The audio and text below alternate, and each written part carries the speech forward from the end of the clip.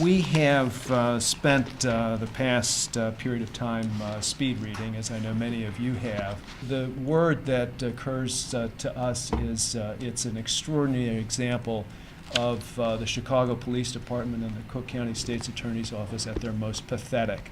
There has been a lot of talk already in the headlines that are circulating about the role or lack of a role of the Daley family in influencing this investigation.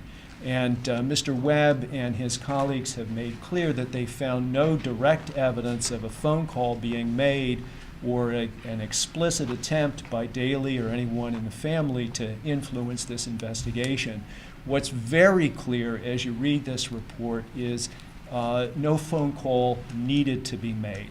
Very early on, the Chicago Police Department, whether by intuition or by experience of the realities of life in Cook County in the city of Chicago, got the message that this was no ordinary case.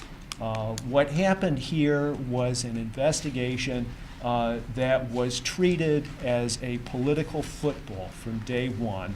It wasn't about bringing the killer of David Koschman to justice.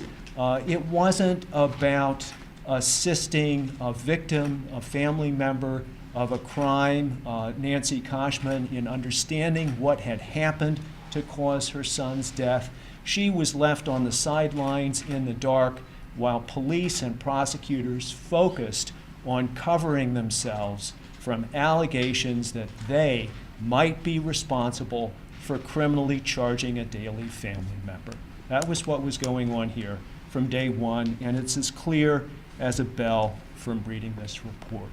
I think that it's very significant that at the end of the report, Mr. Webb and his team quote extensively from the opinion of Judge Michael Tooman appointing them to this task in the first place. A fair summary of Judge Tooman's opinion is that he viewed this investigation as reeking to high heaven, and the special prosecutors have detailed the circumstance that justify that intuition and that conclusion.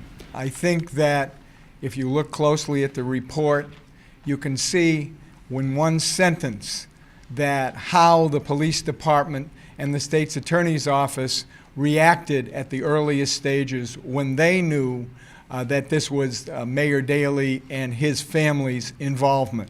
They said, holy crap, the mayor's family may be involved.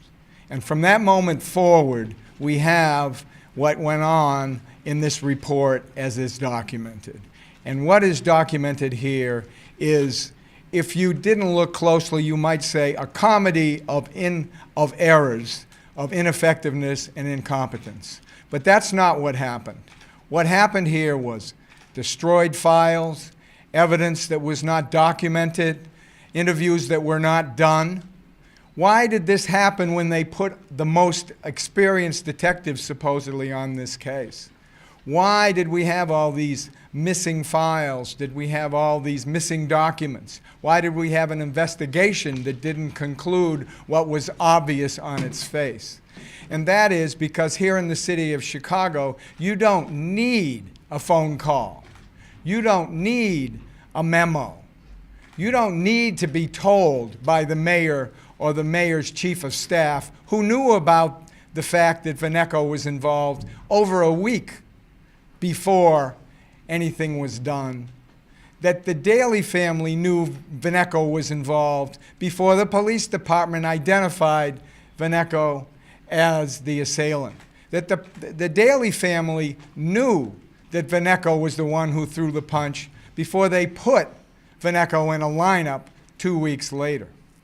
So in this city, then and now, you don't need a phone call. You don't need a memo. When it's Daley, it's holy crap, what do we do? And they did for years, and they had their people involved. They had Richard Devine, who was very close to Daley, always has been, was his first assistant, and then became the state's attorney. He was the one who ultimately signed off on not charging. You had Anita Alvarez, who was right under Devine in 2004, who was a disciple back in the 80s, and who in 2011 failed to reinvestigate. And you have Darren O'Brien as well, the state's attorney.